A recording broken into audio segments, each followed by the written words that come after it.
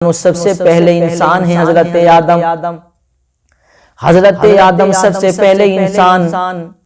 हजरत आदम की पुश्त में ये नूर रखा गया तो हजरत आदम रोशन हो गए। हजरत आदम जगमगाने लगे।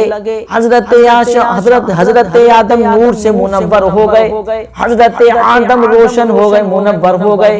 तो सबसे पहले इंसान है हजरत आदम। हजरत आदम के बेटे शीश के बेटे यानस के बेटे केनान के बेटे मिलाइल के बेटे बयारत के बेटे इदरीस के बेटे मुतवशी के बेटे लमक नेक नाम के बेटे नू के बेटे शाम के बेटे जुल्हा के बेटे शाली के बेटे राबी के बेटे दाता के बेटे राबा के बेटे शाहरुख के बेटे नाखूर के बेटे तारिक के बेटे इब्राहिम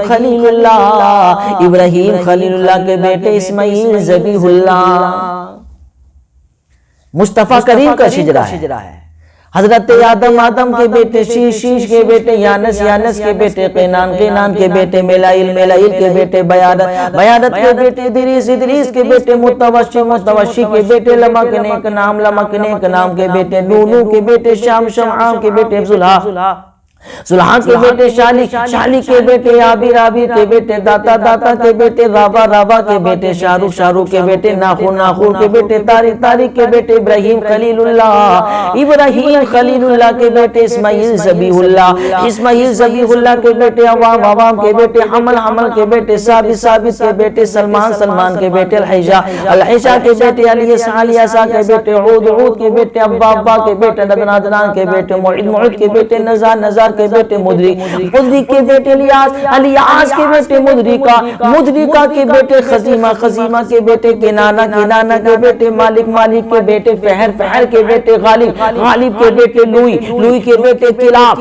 के बेटे मुर्रा के बेटे कुसई के बेटे अब्दे मनाफ के बेटे हाशिम के बेटे अब्दुल मुत्तलिब के बेटे अब्दुल्लाह के बेटे मोहम्मदुर रसूलुल्लाह।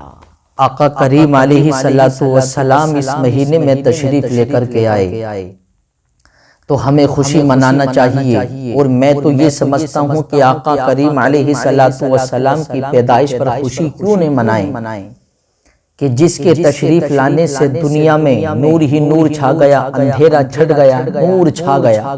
तो उसकी पैदाइश पर खुशी मनानी चाहिए। और हमारी माँ और बहनों को तो और ज्यादा खुश होना चाहिए क्योंकि औरतों की इज्जत को बढ़ाने वाला मेरा मुस्तफा करीम है। मुस्तफा करीम ने औरतों की इज्जत को बढ़ाया है। नहीं तो पहले का माहौल तो ऐसा, नबी करीम तशरीफ नहीं लाए तो औरतों की कौन इज्जत करता।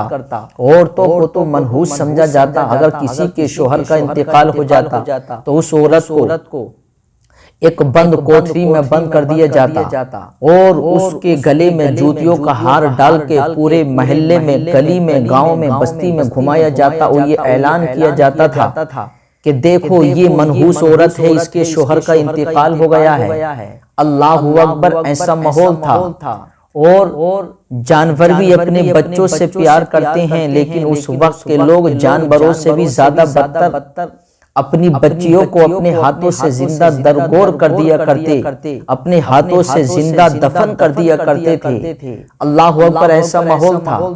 लेकिन मुस्तफा करीम तशरीफ लाए तो मुस्तफा करीम ने ये दुनिया वालों को बताया कि दुनिया वालों ये औरतें मनहूस नहीं होती, ये औरत घर की जीनत है। और जिस बच्ची को तुम अपने हाथ से जिंदा दफन कर रहे हो, ये बच्ची अगर तुम इसकी खिदमत करोगे, अगर तुम इसकी परवरिश करोगे, और परवरिश करने के बाद अगर तुमने परवरिश करने के बाद अच्छी खिदमत की और इसकी परवरिश कर दी, निकाह कर दिया, तो अल्लाह ऐसे शख्स को जन्नत का हकदार बनाएगा।